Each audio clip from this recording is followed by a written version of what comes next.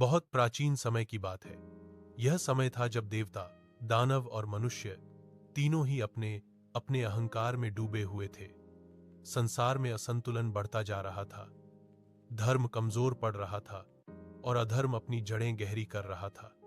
ऐसे समय में केवल एक ही शक्ति थी जो इस पूरे ब्रह्मांड को संभाल सकती थी, भगवान शिव, जिन्हें महादेव, शंकर, भोलेनाथ और नीलकंठ भी कहा जाता है। कैलाश पर्वत और महादेव का स्वरूप। हिमालय की गोद में स्थित कैलाश पर्वत पर भगवान शिव ध्यानमग्न रहते थे। उनके शरीर पर भस्म लगी रहती, गले में नाग विराजमान रहता, जटाओं से गंगा बहती और माथे पर चंद्रमा सुशोभित रहता। उनके नेत्र आधे खुले रहते, मानो वे इस संसार को देखते भी हों और उससे परे भी हों। भगवान शिव का हृदय अत्यंत करुणामय था। वे न तो किसी से भेदभाव करते थे, न ही किसी से कुछ मांगते थे। जो भी सच्चे मन से उन्हें पुकारता, वे तुरंत उसकी सहायता करते।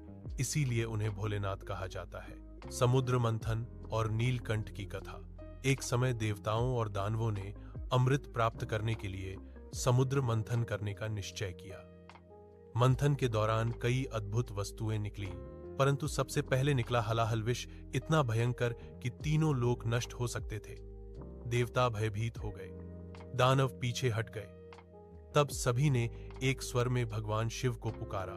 महादेव तुरंत प्रकट हुए। उन्होंने बिना किसी विचार के उस विष को अपने कंठ में धारण कर लिया।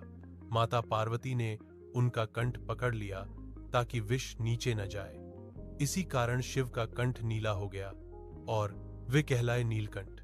यह देखकर देवताओं ने समझा कि शिव केवल संहार के देव नहीं, बल्कि त्याग और करुणा के देव भी हैं। एक गरीब भक्त की सच्ची भक्ति। एक बार की बात है, एक निर्धन ब्राह्मण शिव भक्त था। उसके पास न धन था, न पूजा का कोई साधन। फिर भी वह रोज जंगल से एक लोटा जल लाकर शिवलिंग पर चढ़ाता और कहता, हे भोलेनाथ, मेरे पास देने को कुछ नहीं, बस मेरा मन स्वीकार करो। एक दिन वह बीमार पड़ गया और शिवलिंग तक नहीं जा सका। अगले दिन उस ब्राह्मण का जीवन बदल गया। उसे कभी किसी चीज की कमी नहीं हुई। यह कथा बताती है कि शिव धन नहीं, भाव देखते हैं। रावण और शिव भक्ति। लंका का राजा रावण अत्यंत बलशाली और विद्वान था, परंतु वह शिव का परम भक्त भी था। उसने शिव को प्रसन्न करने के लिए वर्षों तक तपस्या की। कहा जाता है कि उसने अपने 10 सिर एक एक करके शिव को अर्पित कर दिए। शिव प्रसन्न हुए और उसे वरदान दिया। लेकिन जब रावण अहंकार में डूब गया, तब शिव ने उसे समझाया कि शक्ति के साथ विवेक भी आवश्यक है। इससे यह शिक्षा मिलती है कि शिव भक्ति तभी पूर्ण होती है जब उसमें नम्रता हो। शिव और माता पार्वती। माता पार्वती ने शिव को पति रूप में पाने के लिए कठोर तपस्या की। वर्षों तक बिना अन्न जल के ध्यान किया।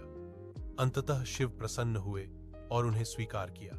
यह कथा बताती है कि सच्चा प्रेम और धैर्य हर कठिनाई को पार कर सकता है। शिव संहारक नहीं, मार्गदर्शक। लोग शिव को संहार का देव कहते हैं, परंतु वास्तव में वे अज्ञान, अहंकार और अधर्म का संहार करते हैं। वे जीवन को नया मार्ग देते हैं। उनका डमरू सृष्टि की लय का प्रतीक है और उनका तांडव संतुलन का।